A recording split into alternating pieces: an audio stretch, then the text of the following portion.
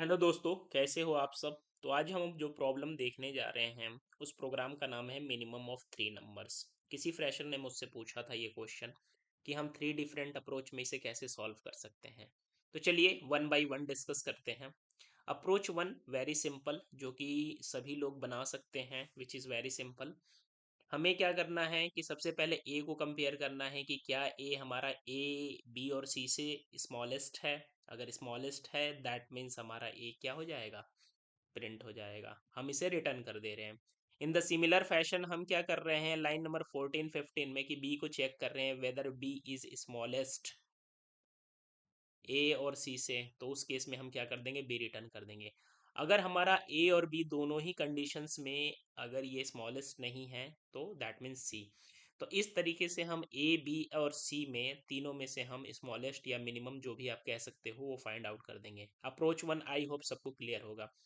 Approach two देख लेते हैं। Approach two little bit tricky है।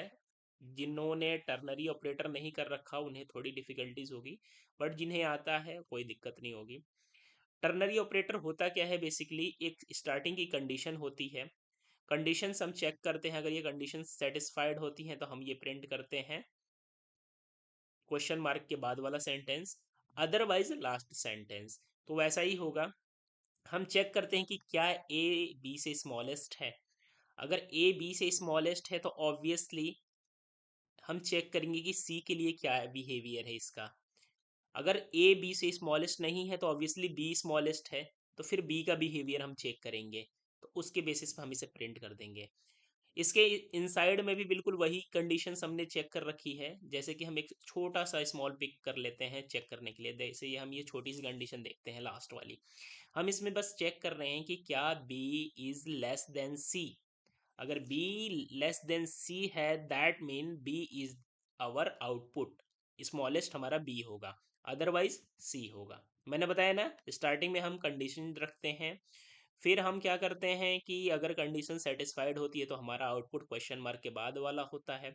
अगर ये सेटिस्फाइड नहीं होता है तो हमारा क्वेश्चन कोलोन के बाद वाला जो रिजल्ट होता है वो आउट। तो इन द सिमिलर फैशन हम फाइंड आउट कर लेते हैं कि बी की क्या कंडीशन है। सेम वही काम हमने ओवरऑल पे अप्लाई कर रखा है। आई होप आपको ये क्लियर होगा। नहीं होगा आप कमेंट में लिखिएगा, मैं फिर से एक्सप्लेन कर दूंगा। चलिए क्विकली अप्रोच थ्री डिस्कस कर लेते हैं। Approach three is very simple. ये अप्रोच जो है हमारा मैथ का ऑलरेडी बना बनाया फंक्शन है हमारा जावा में मिनिमम करके।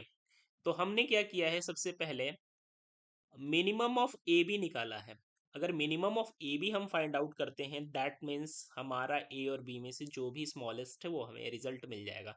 सपोज हमें ए मिला, यहाँ पे ए मिला तो ए का रिजल्ट आई मीन ये वाला रिजल्ट ए और सी, ए और सी में क्या हमारा होगा मिनिमम, वो हम अगेन फाइंड कर।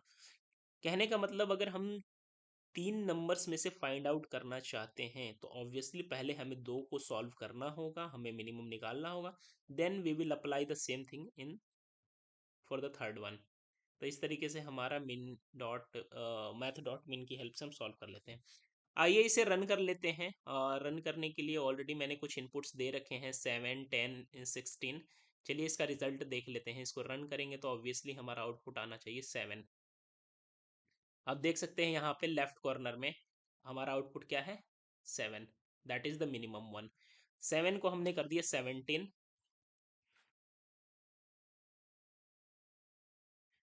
और फिर चेक करते हैं। इस केस में हमारा 10 है, 17 10 और 16 के बीच में।